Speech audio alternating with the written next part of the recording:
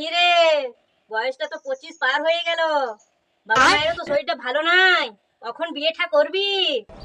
কাকিমা, 2 বছর পার হোক তারপর বিয়ে করে নেব। করে নে, মা বাবা বেঁচে থাকতে থাকতে, যাতে তোর বিয়েটা দেখে মরতে পারে তোর মা বাবা। কি রে, 1 বছর তো পার হয়ে গেল, বাচ্চা কাচ্চা নিবি না নাকি? এই তো কাকিমা 1 বছর হলো, 2 বছর যাক না, তারপরে নেব। এই সময় বেঁচে থাকতে থাকতে নিয়ে এলে কলে পিঠে মানুষ করে দিব, বুঝতে পারলি? হ্যাঁ হ্যাঁ, দেখছি।